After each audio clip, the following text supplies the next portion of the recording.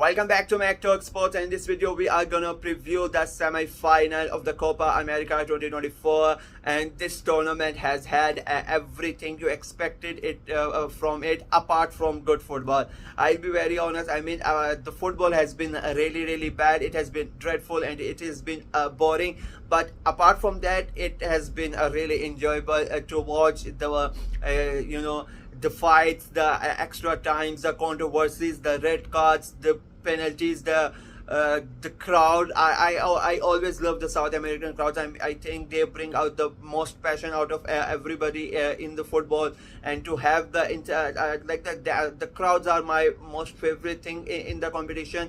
And I'm in a way a bit sad that the football has not lived up to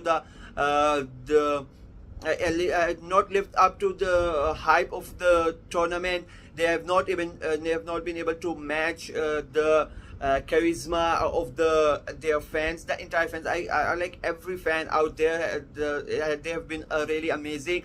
But as I said, the football is not there. The controversies, you have former players going at it with each other, the broadcasters going at it each other. It has been a really entertaining tournament.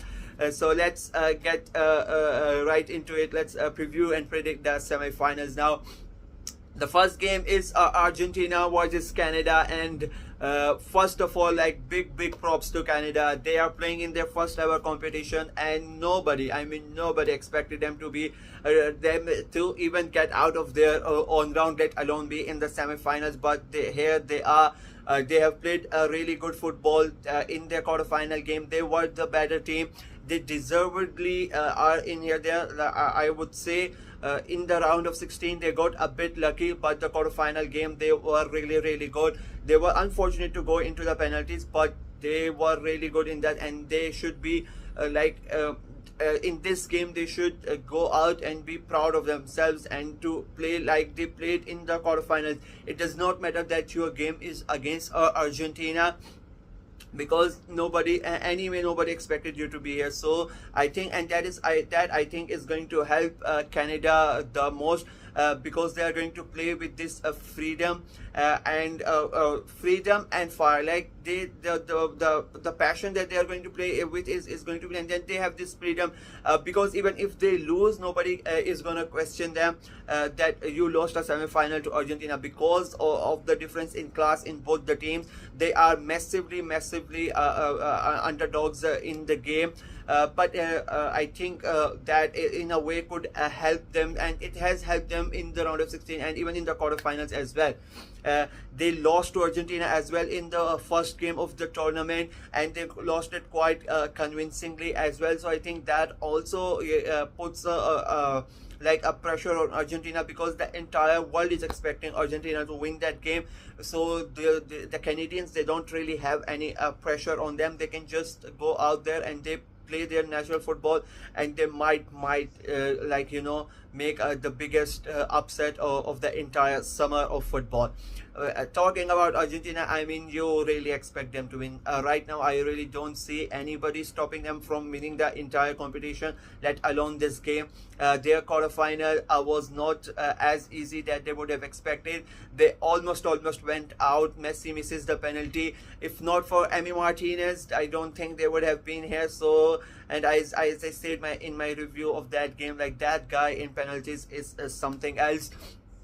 And I think that Argentina, they would go in this game with a very clear head. They have already defeated Canada, and I say that they would be in more pressure as compared to the Canadians. But what helps the Argentina is that the players that they have played so many, they've played so many big matches. They've been in so many important games that these players know how to handle the pressure. They have won the World Cup. They have played in Champions League finals or Europa League finals.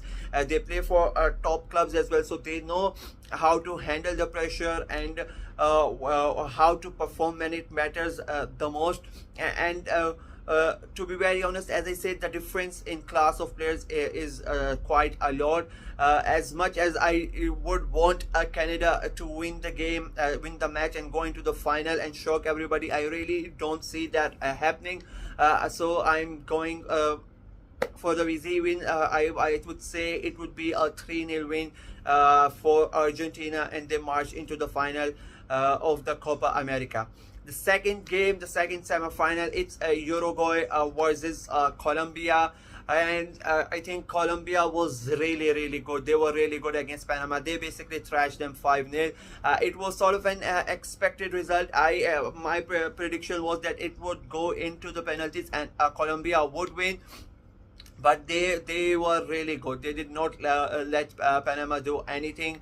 They controlled the game massively. They were it was beautiful to watch. Like this is what you want, exciting football from your team. And they had it will look they really had fun in that game. They controlled it. They went into it as favorites, and they justify that claim from everybody, like, yeah, we are the favorites, we are here to win, we want to reach to the next level of the competition. Panama did never really let Panama have the ball. They did not let them play proper football. So I think they are gonna do the same again in this competition, sorry, in this game, this semi-final,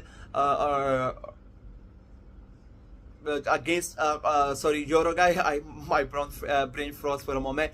So against Uruguay, I think again this time the difference is going to be that they might not be the favorites in this game. They might be a little bit, I'm not gonna say like the underdogs as Canada are in the Argentina game.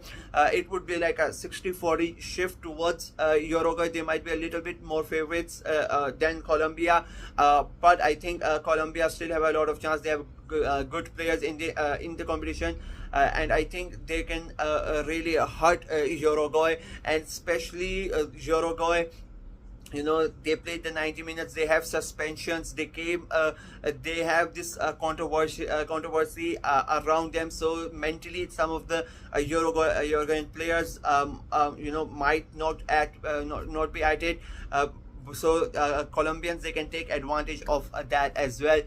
Speaking of Uruguay, I mean, they defeated Brazil on penalties. They were down to 10 men, but they somehow managed to keep the game at 0-0, and then they went on to defeat Brazil. People expected an Argentina-Brazil final, but Uruguay get them out, and then basically the war of words between Brazil and Uruguay, the federation, the former players, I mean, to come out and say that some of the Uruguayan players, they dream of playing for Brazil, they want to play for Brazil, and to say stuff like that, I think that was it was in a bad taste by some of the former Brazilian players, and I think that was a wrong comment to make. I mean, you should never say something like that about, if you are making a comment about a club, like if I say that a Burnley player wants to play for Manchester City, or he wants to play for Arsenal or Liverpool, that is a bit, you know, you can understand that it's a small club and you're talking about but you're talking about someone's country, and you are talking about, you know, it's a big such big rivalries already in the South American peninsula. So to say stuff like that, I think that was the biggest reason that the Uruguayans were so pumped up, and you saw them so aggressive in that game. And I think that aggressiveness could help them, and could be their downfall. It is the way that they control. We already know how you know, passionate the Uruguayans can be. I mean, we all know what Luis Suarez did in the 2010 World Cup. He got himself red carded just for Uruguay to go into the semi-final for that penalties.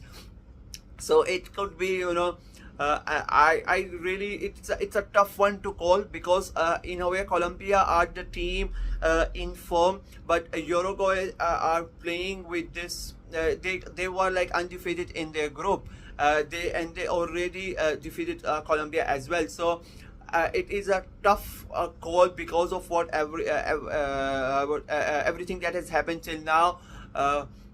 but I still think because of Uruguay's experience and the players that they have. I mean, Colombia have great players, there's no doubt about it, but the Uruguay, they have a bit of more experienced players, and I think what matters in these big moments, in these crucial games, is the experience of the players. So, and I think it's going to be a close call, it's going to be an aggressive game, and I predict a red card in this game. It could be, I think it could be 2 red cards, 1 for each of them, but I think there's going to be a red card in this game, and I think it's going to be a 2-1 win for Uruguay, and we are gonna get an Argentina versus a Uruguay final. That is my prediction for the 2 semifinals of Copa America. Please let me know what you guys think of both the semifinals and what your predictions are. Let me know in the comment section below. Like the video and subscribe to my channel. Until next time, bye bye.